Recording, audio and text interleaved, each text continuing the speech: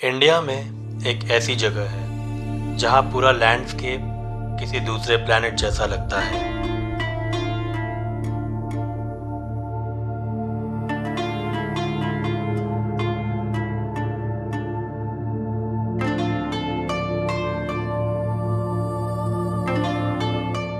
जहाँ रामायण की स्टोरीज भी मिलती हैं और एक ऐसा किंगडम भी जो कभी दुनिया के रिचेस्ट एम्पायर्स में से एक था।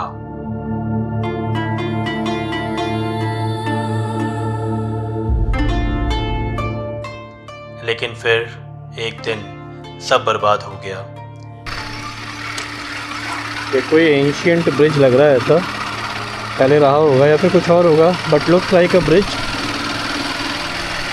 जो अभी पूरा रूल्स में कन्वर्ट हो गया है। Welcome to Hampi.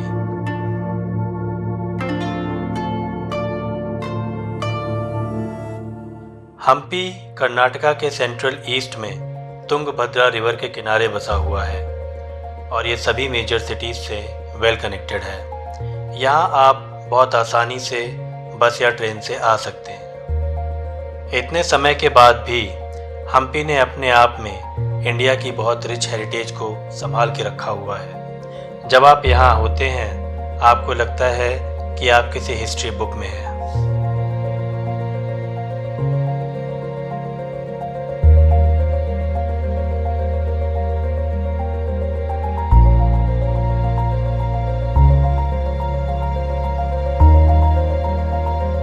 तो मैंने स्टे किया था जॉस्टल में, जो हम्पी से अराउंड 20 किलोमीटर्स दूर गंगावती में है। एंड यहाँ से सब घूमने की जगह बहुत ही पास में है। अगर आप यहाँ आ रहे हो तो इससे बेहतर वाइब वाली जगह मिलना मुश्किल है। ये सिर्फ स्टे नहीं है, ये एक पूरा एक्सपीरियंस है।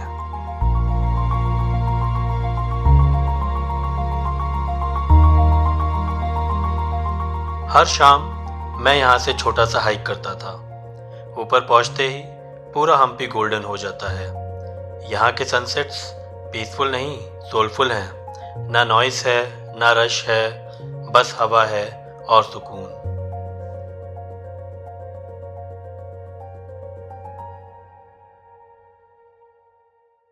जैसा मैंने पहले भी बताया, हम्पी ने इंडियन हेरिटेज को बहुत संभाल के रखा है एंड इसको यूनेस्को वर्ल्ड हेरिटेज साइट्स की लिस्ट में भी डाला गया है।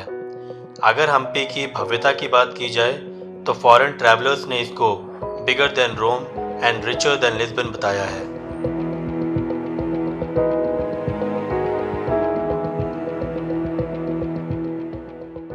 माइथोलॉजी के हिसाब से ये जगह भगवान राम और हनुमान जी से भी जुड़ी हुई है।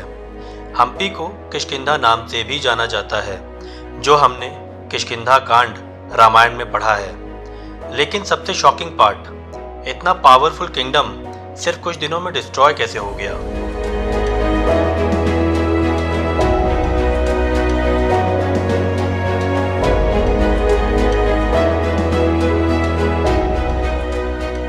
और फाइनली शुरू होता है हम्पी का असली एक्सपीरियंस।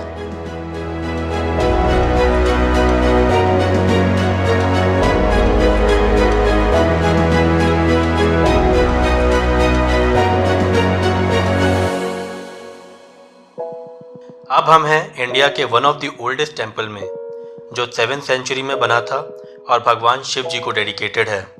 जी हाँ, आपने सही समझा, हम हैं विरूपाक्षा टेम्पल में। ये इंडिया के one of the oldest temples में से है जहाँ कभी पूजा रुकी नहीं। और यहाँ एक सेलिब्रिटी भी रहती है जिसका नाम है लक्ष्मी, और इससे आशीर्वाद लेने के लिए सब लोग बहुत एक्साइटेड रहते हैं। पर जो चीज़ मुझे सबसे ज़्यादा माइंड ब्लोइंग लगी वो ये थी कि टेम्पल के अंदर एक छोटा सा होल है जहाँ से गोपुरम का रिफ्लेक्शन इन्वर्टेड दिखता है। ये एक नेचुरल पिनहोल कैमरा इफेक्ट है। और सोचो, ये सब तब बना था जब साइंस इतनी डेवलप नहीं थी।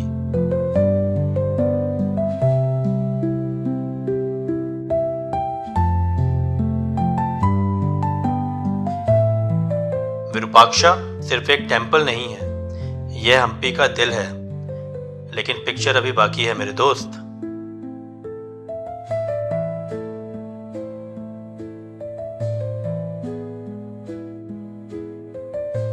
तो अब हम चलते हैं अपने अगले स्टॉप पे, which is underground Shiva temple. ये टेम्पल ग्राउंड लेवल से नीचे बना हुआ है और अक्सर पानी में डूबा रहता है।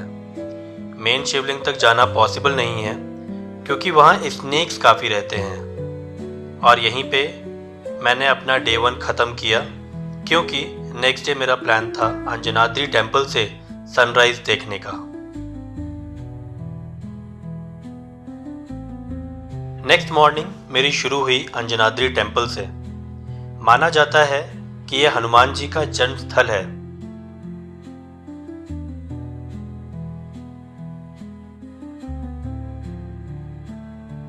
ऊपर मंदिर पहुंचने के लिए आपको लगभग 600 सीढ़ियां चढ़नी पड़ती हैं, लेकिन ये चढ़ाई जय श्री राम बोलते हुए कब खत्म हो जाती है पता ही नहीं चलता। जय श्री राम, जय श्री राम,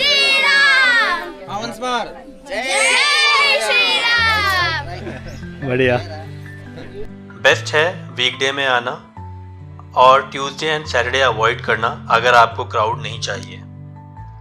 मैंने यहाँ से सनराइज मिस कर दिया, लेकिन सुना है यहाँ का सनराइज बहुत अच्छा होता है। यहाँ मंकीज काफ़ी ज़्यादा हैं, तो थोड़ा केयरफुल रहना। लेकिन एक मंकी ने मेरे हाथ से पानी भी पिया, तो अगर आप फ्रेंडली हैं तो मंकीज भी फ्रेंडली रहेंगे आपके साथ।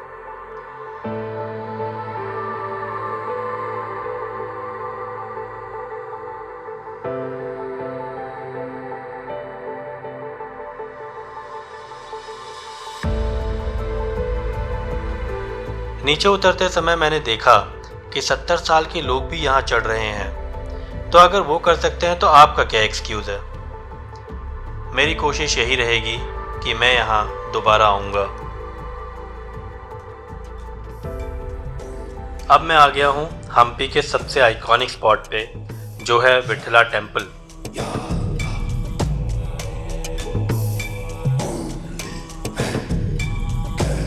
प्राइवेट व्हीकल्स टेम्पल तक अलाउड नहीं है। पार्किंग एरिया से मंदिर तक या तो आपको वॉक करना पड़ता है या शटल बस मिल जाती है। इसी टेम्पल में है वो फेमस स्टोन चैरियट, जो हम सब ने 50 रुपीज़ के नोट पे देखा हुआ है।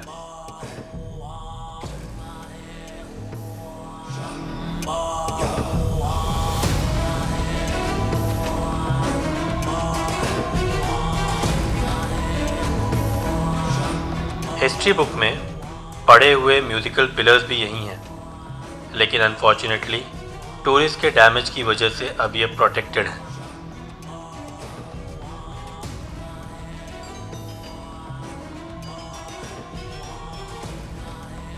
ये टेम्पल आज भी दिखाता है कि 15th सेंचुरी का आर्किटेक्चर बिना किसी मॉडर्न टेक्नोलॉजी के भी कितना डेवलप्ड था।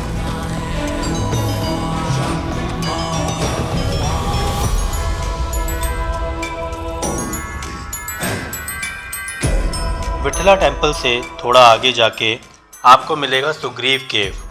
माना जाता है कि यहाँ सुग्रीव जी ने राम जी से मुलाकात की थी और यहीं पर सीता जी ने अपने गहने और कपड़े निशानी के लिए फेंके थे जब रावण उनका अपहरण करके ले जा रहा था अपने पुष्पक विमान में। आज भी हम उन कपड़ों के निशान यहाँ देख सकते हैं। सो बेसिकली हुआ क्या था, जब रावण ने सीता जी को किडनैप कर लिया था, एब्डक्ट कर लिया था, and they were flying from here, तो सीता जी ने अपनी ज्वेलरी एंड कपड़े यहाँ पे फेंक दिए थे, जिससे कि अगर राम जी उनको ढूंढते हुए निकलेंगे तो उनको कुछ निशानी मिल जाएगी यहाँ पे। और यहीं पे आकर के जब राम जी सुग्रीव से मिले थे तो सुग्रीव ने उनको अपनी मतलब सीता जी की ज्वेलरी और ये सब दिखाया था, जिससे कि राम जी को पता चला था कि हाँ, this is the way and this is the right way Ram ji is following to track Sita. थोड़ा सा और आगे चल के आता है मातंगा हिल, जहाँ से हम्पी का सबसे सुंदर सनसेट दिखता है।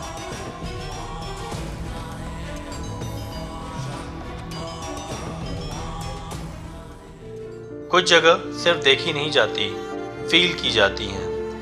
हम्पी एक ऐसा टाउन है जहाँ मैं दोबारा टाइम ट्रैवल करने आना चाहूँगा, क्योंकि यहाँ आके लगता है जैसे आप हिस्ट्री में वापस आ गए हैं।